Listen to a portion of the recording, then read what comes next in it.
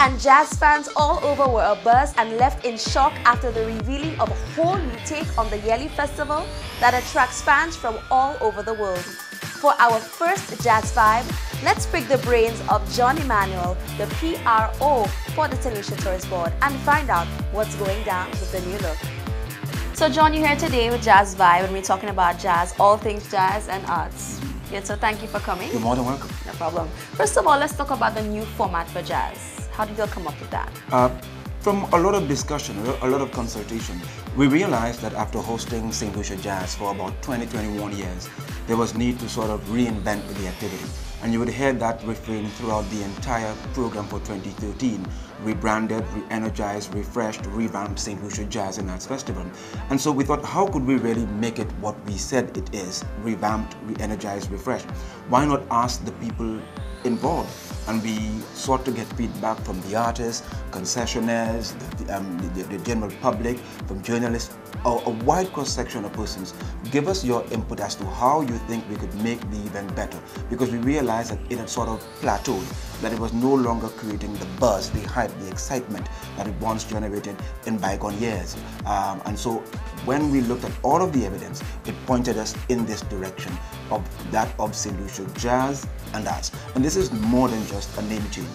It really is an incorporation of all of St. Lucia's culture, all of St. Lucia's unique heritage, all what makes us St. Lucian. I like to say the St. Lucianness in all of us. I like really that. and truly is what comes through as we host this new St. Lucia Jazz and Arts Festival.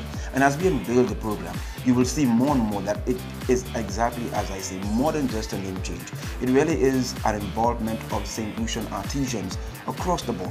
Persons involved in more than just theatrical performances, persons involved in dance, persons involved in drumming, persons involved in the spoken word, pan, all of that.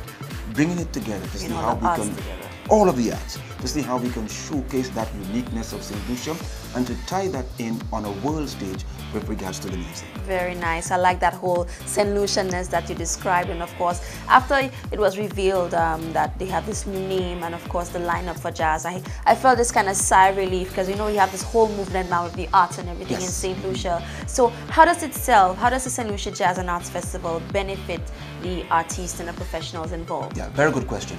Under the old regime, the old way of doing St. Lucia Jazz, there would be very little room for artisans. But now, under this new concept, we're getting a chance to showcase scores of St. Lucian artisans. Many of them who are professional in their own rights. They have honed their skills for ages. If you hear some of the way these guys play, the way they drum and things of that sort, I had a chance to listen to some of the people involved in the spoken word and to hear the level of poetry coming from them. I got a chance also to see some of our cultural dances and things of that sort. All of those persons now have a wonderful opportunity to find employment, because now as we tie that into the well-known component of the music of St. Lucia Jazz, they are now side by side sharing a similar stage. And this is not relegated to the sidelines. What this new festival does, it puts them on par, side by side with world-acclaimed names. So let's say you are an artisan. Could you now imagine having your name marketed side by side along an R. Kelly? Along an Akon, a Genuine, the OJs and things of that sort. So it puts so many of our St. Lucian artisans on par now in terms of promotion, in terms of giving them that unique opportunity to showcase their ability and their talent to a world audience.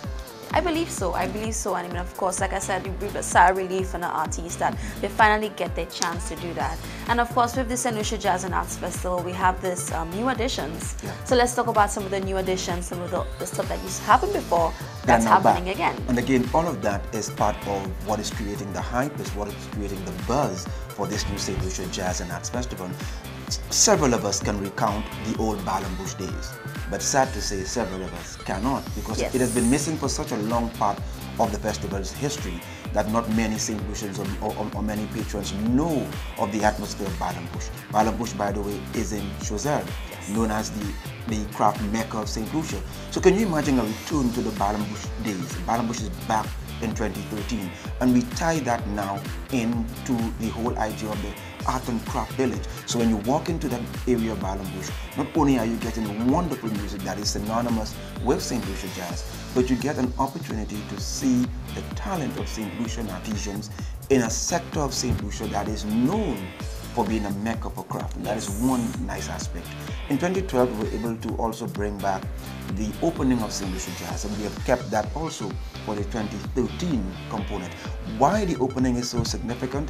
For many St. Lucians, that really is the start of the jazz experience. Without the opening, they don't really feel that vibe and feel that they are into the jazz season. And so we have used the People's Auditorium, the Minto Philip Park, the literal home of St. Lucia Jazz in terms of the opening, to bring that segment back, and a wonderful lineup there, featuring people like Conscience, T-Vice, Corinne Dubois, Ben Jai, and then a nice St. Lucian cast as part of that. Superman HD, the Energy God, Ben Joseph, and of course the teaser himself, Ricky T. So again, a nice lineup, and you can hear the excitement. If you just listen for a moment, you hear the buzz of St. Lucia Jazz. And you know the thing is with John too, is that we realized like the opening of jazz, like the opening of the season, the season for fun and everything. So it really opens up a lot. So you started with a bang, and I think a lot of persons are looking forward to that. You left the door open for me to slip that one in.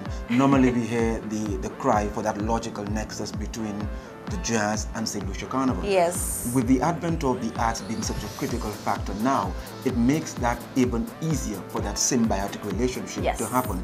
The tying of the Ministry of Tourism with that of Heritage and Creative Industries, again, is a nice component that we can use to help push the arts forward. Right now, there is all the talk of outreach that has been happening and ends up until April 7th. A nice harbinger at the same time for us to showcase the works, the talents, the abilities of St. Lucian artisans as a critical component of the 2013 St. Lucia Jazz and Arts Festival.